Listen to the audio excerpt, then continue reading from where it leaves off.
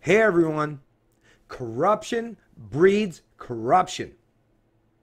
The precedent has been set. This is the great moral hazard that people like myself have been talking about for a decade now, especially all that's been happening and what happened during the Great Recession, that great economic collapse, that great economic crash, which was really a reset. That was something everyone was taught by the political propagandists, by the central planners and the crony corporatists. They were, all of us, we were scared into allowing this massive amount of intervention by big government and crony corporations and central banks into the economy as a means to paint over, ignore, or pretend that a correction wasn't necessary or needed to help put economic players on a proper path going forward. No. Central planners intervened. They used the Keynesian model as a means, as a pretense to paint over all the malinvestments, bad actors, and devastating decisions and corruption that culminated and led up to that great economic crash of 2008. What should have been happening, what should have happened subsequent to that economic crash, is to allow the bad actors to suffer, to fail, and be punished and penalized for their actions, for their deeds that caused a lot of economic and social pain for millions and ultimately billions of people around the world. But instead, the central planners, like I say, they basically give all these bad actors a get out of jail free card. And hey, what do you think what do you think happens? What's the consequence when, just like if you were raising your kids, what happens if your kids do something really bad and you never punish them for doing bad things? Chances are they're probably going to do bad shit as well. Or if you have other kids or anyone else that hangs around with them, they're going to start to turn out to be bad characters and do bad acts and bad deeds as well, because, hey, why not? There's no punishment. There's no punitive measures. There's no punitive actions for doing so. So, hey, what's to disincentivize me from doing these bad acts?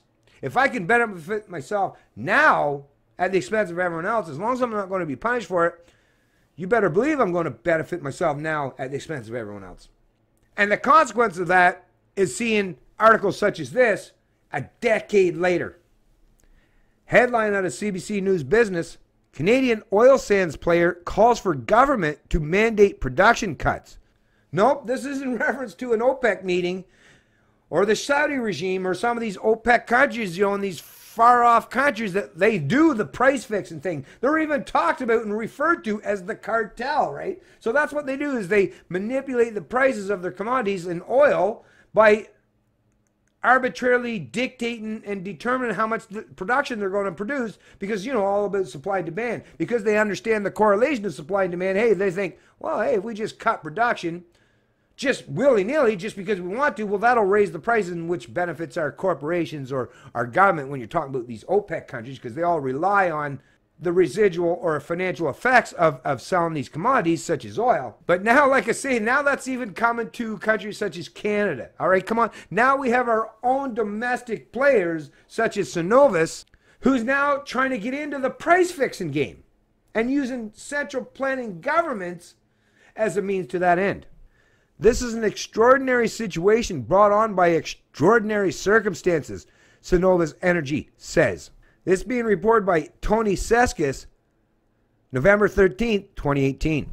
One of the country's largest oil sands players, Cenovus Energy, is urging the Alberta government to implement temporary production cuts across the oil sector as Canadian crude prices continue to struggle. So, yeah, well, once again, you want to use government to basically restrict the supply of oil in this country to artificially inflate the prices. Well, yeah, that might benefit some of these crony corporations such as Cenovus Energy, and maybe even some of the people that work for you. They might benefit in some way, in some area, some regard. But hey, what about the Canadian people who are going to have to pay these artificially stimulated higher prices? That's a direct cause and effect on more hardships on their personal, social, and economic lives. What about that? Apparently, like I say, they don't give a shit about the average person anymore. It's all about central planning, collectivism, cronyism, corporatism, fascism, and with the wealth transfer payments from the West Coast to the East Coast, it's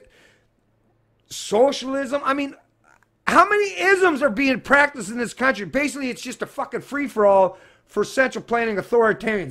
That's the kind of world that we live in today. Just because the political propagandists or the establishment media or the pundits try to put forth that, oh, everything's great and all. I mean, like I say, the reality is not and no longer matching up with the rhetoric of our political propagandists or those thought leaders in this country. And the reality is now starting to get out to the point where they're even bold enough to put it in print throughout our establishment media. They seemingly recognize there's enough corruption in this country that they're no longer fearful of promoting this amount of corruption. How far do we got to fall, Canada? How far? A shortage of pipeline capacity is contributing to a huge gap between the price for Canadian crude and the American benchmark, costing some companies and the provincial government dearly. So once again, they want to use provincial governments to oppose federal governments, which are the ones that's causing even more problems. So government intervention in the economy. Once again, go back to Ayn Rand. Listen, and this is a reality, folks. The only way we're going to have any freedom or where we have the capacity or ability to hold all these actors to account and responsible for their corruption is to take the hands off the wheel and let these people have to suffer the consequences for their bad decisions, for their corruption. Stop using government as a means to an end, because what is government but a monopoly of force and violence? So basically they're saying, let's use our big gigantic gun in the room against another big gigantic gun in the room so that somehow we can force and impose our ideas so that, hey, we can artificially inflate the price of oil to benefit a particular segment of the economy, or at least a couple large corporations in this country. But wouldn't that be at the expense of the small players or the medium players in this field? If the big players, because once again, the big players can function in an environment where the cuts are imposed on them because they're going to be the benefactors. They have a much bigger pool or a much bigger slice of the pie. Whereas the small players, they'd be the ones that would be squeezed out first. So once again, this is about suppressing competition as well as artificially inflated the price for the consumers who are forced into these corners where we seemingly have no say anymore. We're just, like I say, we're held captive by the edicts of central planners and their crony counterparts. And I mean, why would a private company be worried about how much money the government is making as a consequence of their business? Like I say, we're so into the full-on fascist model in this country, but it's a softer, it's a nicer fascism. Well, because we have political propagandists out there trying to soothe your concerns, right? So you don't have the big, strong leaders that are saying, hey, we should have all that. They're just doing it in a much nicer. They have a much better sales pitch, right? Their rhetoric is more soothing when they're espousing the exact same fundamental principles and rhetoric that any tin pot dictator or authoritarian central planner promotes or espouses. Synovus says the magnitude of the price gap is causing significant losses for many producers, and that the provincial government has the power to enforce output cuts and alleviate the wide differentials. Yeah, so yeah, we can go around just like the mafia. Hey, we can go around and tell all these smaller medium players, hey, yeah, you only get to put out so much, and I'm saying because I'm your boss. No, you don't get to pump enough of this oil to sustain your business. You're going to have to cut that down. And if you go out of business as a consequence, well, too bad. We got the bigger players that will swoop in and suck up your business at rock bottom prices when you do start to fail, right? Wow. Earlier this month, the Calgary-based company said it would limit its oil output by an unspecified amount. We think there is a strong case for the government to temporarily mandate reduced production for the industry, Synovus said in an email statement to CBC News. Our inability as a country to build critical new pipeline projects means we are now in a situation where we can't get our growing oil production to market. This has resulted in a market failure. No, that's government. But yet you're turning to government. Government is what's preventing your oil to get to market, but yet you're turning to government as the means to what? Force someone else to allow you to, even though you can't still get your oil to market, but force everyone else to decline their amounts of production so that at least you can artificially increase the price or the valuation of the commodity or the oil that you're extracting. Like I say, holy corruption, folks. This is like I say, think of how insane, and they're willing to put this stuff in a publication. They have no shame.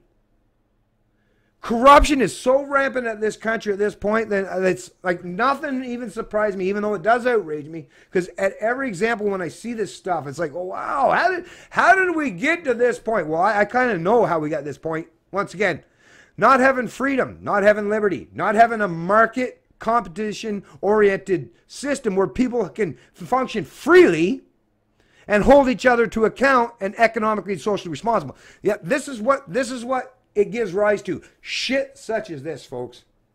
Anyways, I'll post a link to this article in the description of the video below. And I do suggest you read it because, once again, these oil industry execs in Canada, they want to create our own little OPEC in Canada, where we can manipulate production of a very needed commodity in this country so they can artificially increase the supposed value of that commodity, which, as you know, as the consumer, the one that has to pay for all this shit, you're the one that's going to lose out ultimately on these kinds of decisions if they do get implemented. Once again, all the more reason, folks, PPC, Maxime Bernier, you got to vote for the PPC in 2019 so we can eliminate all this bullshit. And yeah, it's going to benefit the Canadian people. Oh, there'll be some crony corporations, some big government actors, and some violent, corrupt people that will suffer if you vote in the PPC. But you as an average Canadian, or even you as a small or medium business owner in this country, you'll benefit tremendously. It's Canadian Libertarian, and I love liberty.